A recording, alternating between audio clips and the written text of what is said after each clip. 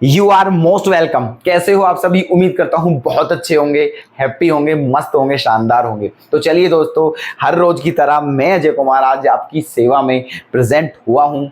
और ये जो आप देख रहे हो, ये जो वीडियो, ये क्लास जो देख रहे हो, ये जिस चैनल पर देख रहे हो, इस चैनल का नाम आप बहुत अच्छे से सभी जानते होंगे।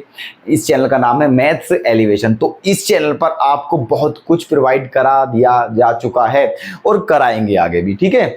तो आप सभी जानते हो कि इस चैनल पर जो कंटिन्यूटी चल रही है वो बहुत ही जबरदस्त वाली चल रही है। और आपके इसी चैनल पर मैथ्स एलिवेशन पर बेहतरीन तरीके से पूरे 7 चैप्टर कंप्लीट करा दिए गए हैं, है ना। 7 चैप्टर बिल्कुल कंप्लीट करा दिए हैं विद प्रीवियस क्वेश्चन, विद बेहतरीन क्वेश्चन। तो इसीलिए बिल्कुल भी टेंशन की बात है ही नहीं। मात्र 6 चैप्टर और बचे हैं, क्योंकि 12th क्लास में ओवरऑल 13 चैप्टर है मैथमेटिक्स में, ठीक है।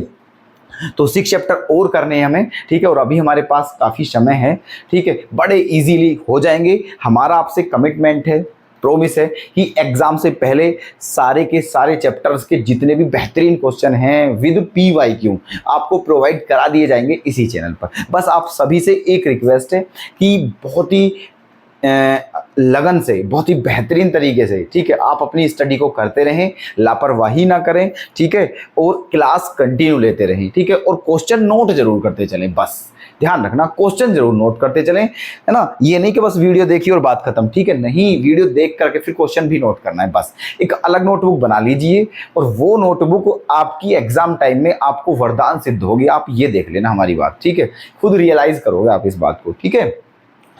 तो हम आपकी सेवा में कंटिन्यू बिल्कुल बने हुए हैं, ठीक है। चलिए दोस्तों, लेकिन आप सभी से बस एक रिक्वेस्ट और करना चाहेंगे कि अगर आप सभी को हमारी क्लास जो है, हमारी जो क्लास है, ये जो हमारे क्वेश्चंस वगैरह समझा जो भी हैं, ठीक है, अगर आपको अच्छे लग रहे हैं, आपको पसंद आ रहे हैं, तो प्लीज़ दोस्तों चैनल को सब्सक्राइब कर लें अगर चैनल पर नए हो तो, और वीडियो को लाइक करें और शेयर करें जरूर, ठीक है, अधिक से अधिक अपने दोस्तों के साथ, है ना। तो हमारा भी थोड़ा मनोबल बढ़ेगा, हम भी मोटिवेट होंगे। और हमारा मोटिवेशन, और आप सभी जानते हो हमारा मोटिवेशन और क्या ही होगा, हमारा मोटिवेशन केवल आपका प्यार और आपका सपोर्ट ही तो है, बस वही चाहिए हमें आपका, ठीक है। बाकी हमारी शुभकामनाएं आपके साथ हैं। आप इंटरमीडिएट क्लास को बहुत ही फर्स्ट क्लास बेहतरीन तरीके से पास करो, टॉपर्स बनो आप सभी, ऐसा हमारा आपके लिए आशीर्वाद समझ लीजिए, शुभकामनाएं समझ लीजिए, जो आप समझना चाहें, ठीक है। तो चलिए दोस्तों, आज का जो हमारा चैप्टर है वो क्या है? चैप्टर 8 है एप्लीकेशन ऑफ इंटीग्रल्स, ठीक है। अच्छा, आप सभी जानते होंगे एक चैप्टर हमने 6 चैप्टर है वो भी कंप्लीट किया था, उसका नाम क्या था? Application of derivative. वहां पर क्या किया था हमने? डेरिवेटिव की एप्लीकेशन को पढ़ा था, उनका यूज किया था। यहाँ पर क्या करेंगे? जो इंटीग्रल है आपका, जो कंप्लीट करा दिया गया है आपको, ठीक है, उसकी एप्लीकेशन पढ़ोगे यहाँ पर आप। क्लियर है? अच्छा, अब ये सबसे पहले हम देखो, डायरेक्ट क्वेश्चन तो हम करते नहीं है, ये आप सभी जानते हो। हमारी ऐसी आदत ही नहीं है, हमारी ऐसी मतलब नियत ही नहीं है, हमारी ऐसी फिलोसफी ही नहीं है कि हम आए और चैप्टर शुरू करके डायरेक्ट क्वेश्चन करा दें। सबसे पहले हम आपको उस चैप्टर को एक्सप्लेन करते हैं बेहतरीन तरीके से, उसके फॉर्मूले बता दें, तब उसके बाद क्वेश्चन स्टार्ट करते हैं। तो ऐसे ही आज भी होगा, ठीक है।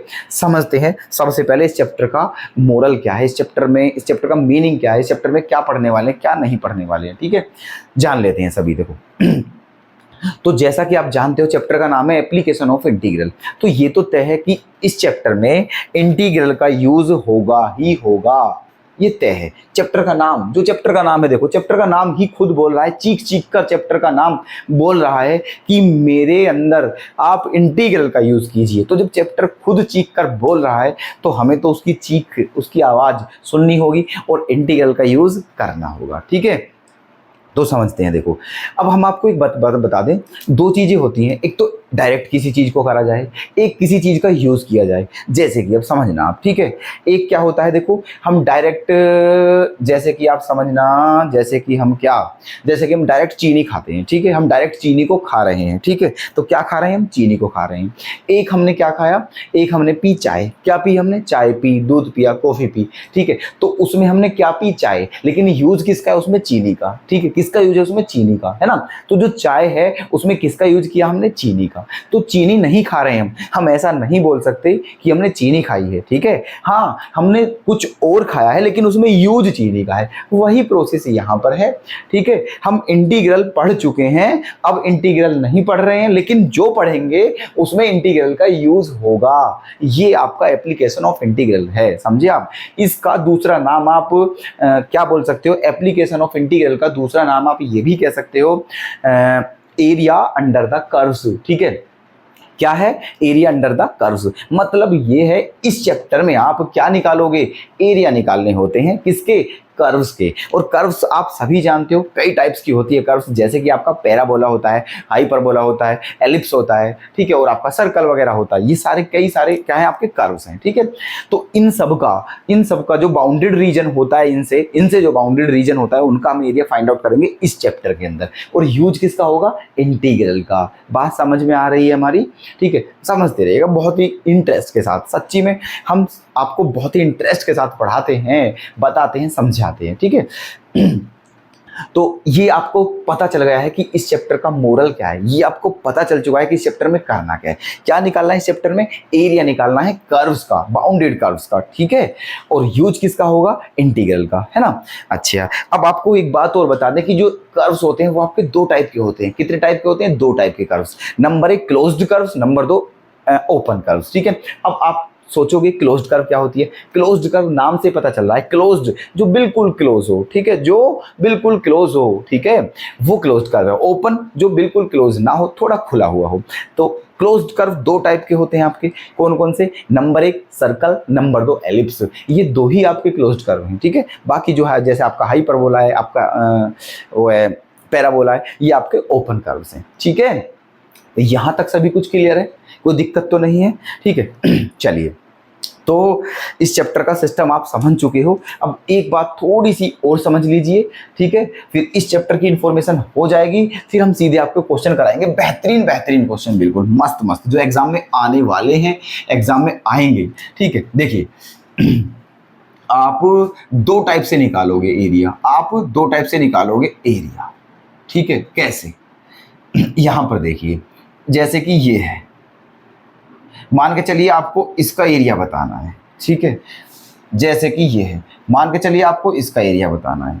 मान लीजिए, सपोज तो कुछ भी कर सकते हैं, सपोज तुम ये भी कर सकते हैं प्रधानमंत्री हैं, सपोज तुम ये भी कर सकते हैं हम राष्ट्रपति हैं। सपोज करने में क्या जा रहा है, वो अपने हाथ की बात है, सपोज करिए, ठीक है। और मेरा मानना तो यह है, जब कभी भी हमें सपोज करना हो तो क्यों ना मतलब बड़ा ही सपोज करें, छोटा मोटा क्यों सपोज करें, ठीक है। चलिए, तो देखना, अगर आपसे बोला जाए कि ये कर्व क्या है, ये कर्व है। क्यों है कर्व, क्योंकि ये क्या है, कर्व क्या होती है, जो लाइन नहीं होती वो कर्व होती है, जो लाइन नहीं होती वो कर्व होती है। और लाइन कौन सी होती है, जो स्ट्रेट होती है, जो स्ट्रेट होती है। तो क्या आपको ये लाइन स्ट्रेट दिख रही है, नहीं है ना स्ट्रिप, ठीक है। इसमें क्या है, थोड़ा स्लोप है, और जिस भी लाइन के अंदर स्लोप हो वो लाइन नहीं होती, वो कर्व बन जाती है। तो ये क्या है आपका कर्व, ये क्या है आपका कर्व। मान लीजिए इसका एरिया आपको निकालना है, इसका एरिया आपको निकालना है। कैसे निकालोगे, बहुत ध्यान से देखिएगा प्लीज, ठीक है। एक काम करिए, इसे यहां से मिला दीजिए और इसे यहां से मिला दीजिए, ऐसे करके, ठीक है। अब आपको इस पोर्शन का एरिया निकालना है, समझिए आप, इस पोर्शन का एरिया ऐसे निकालना है, ठीक है। अब क्या है, यहां पर ये जो है, ये आपका ये एक्स एक्सिस है, कौन सा एक्सिस है, एक्स। मान लीजिए ये ए है और मान लीजिए ये बी है, आपको इसका एरिया बताना है। मान लीजिए ए है और ये बी है, तो इसका एरिया आप पता है कैसे निकालोगे, इसका एरिया आप निकालोगे लिमिट ए टू बी, क्योंकि ए से बी तक है, ठीक है। जो ये पोर्शन है जिसका एरिया आपको फाइंड आउट करना है, इसकी जो लिमिट है वो ए से कहां तक है, बी तक है, ठीक है। ऐसे, तो यहां पर हम क्या करेंगे, लिमिट ए टू बी, और अब ये वाला फंक्शन, जो भी ये फंक्शन है, ठीक है, ये कर्व, इस कर्व का क्या इक्वेशन है, मान लेते हैं ये कर्व आपका एफ एक्स है। तो यहां पर क्या करोगे आप, F X into D X करोगे, F X into D X. अब सुनना,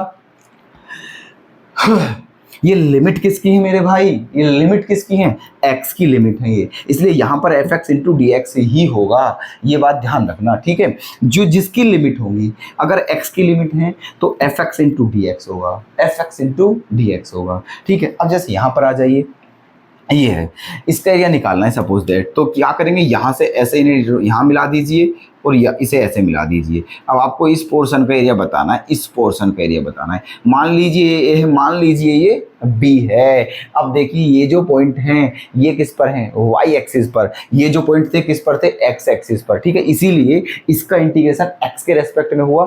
ये जो पॉइंट है ये वाई एक्सिस पर हैं, इसीलिए इसका इंटीग्रेशन वाई के रेस्पेक्ट में होगा। बस इतना तय समझ लीजिए आप, ठीक है। अब देखिए इसका एरिया कैसे निकालेंगे, limit A to B, limit A to B, ठीक है। क्योंकि लिमिट किसकी है, ये लिमिट किसकी है, ये वाई की लिमिट है। किसकी लिमिट है, वाई की। तो यहाँ पर इंटीग्रेशन जो आप इंटीग्रेशन होगा वो वाई के रेस्पेक्ट में होगा। तो यहाँ पर क्या होना चाहिए आपका, F Y into D Y. I hope कि जो हम कहना चाह रहे हैं वो आप समझ चुके होंगे, ठीक है। ऐसी हम आशा करते हैं, ऐसी मतलब कामना करते हैं, ठीक है। हम सीधा सीधा कहना चाह रहे हैं, अगर इस तरीके से एक्स एक्सिस की लिमिट आती है तो वहाँ पर आप इंटीग्रेशन एक्स के रेस्पेक्ट में करोगे, और अगर वाई की लिमिट आती है तो वहाँ पर आप इंटीग्रेशन वाई के रेस्पेक्ट में करोगे। सीधा सीधा हम ये कहना चाह रहे हैं, ठीक है। क्लियर है ना। ये है। इस चैप्टर में आपको जो कर्व्स का एरिया निकालना होता था, ठीक है, वो कई तरह के होते थे, लेकिन अब सिंपल कर्व्स बचे हैं बस, ठीक है। सिंपल कर्व्स जिनका एरिया निकालने के लिए आएगा। बाकी आप सभी जानते हो कि जो आपका सिलेबस है वो रिड्यूस होता रहा है, ठीक है, कंटिन्यू रिड्यूस हो रहा है, कंटिन्यू, ठीक है। अब कोरोना कुछ भी नहीं है, फिर भी आपका सिलेबस कंटिन्यू रिड्यूस हो रहा है। हमें तो लगता है कि एक दिन ऐसा आएगा, अगर यही चलता रहा, सिलेबस इसी तरह रिड्यूस होता रहा, तो एक दिन ऐसा आएगा सिलेबस आपका कंप्लीट खत्म हो जाएगा, बिल्कुल, ठीक है। और आपके फिर इंटर में जो एग्जाम होंगे वो किसी रिटेन एग्जाम नहीं होंगे, केवल आपसे पेरेंट्स का नाम पूछेंगे, ठीक है। और जो अपने पेरेंट्स का नाम बता देगा स्पेलिंग लिख करके, ठीक है, उसी के, ठीक है, मार्क्स वो पास हो जाएगा, अदरवाइज फेल हो जाएंगे। ऐसे हुआ करेंगे आने वाले, ठीक है, कुछ समय बाद एग्जाम, क्योंकि सिलेबस रिड्यूस होता रहा, इतना सिलेबस रिड्यूस हो रहा बहुत ज़्यादा।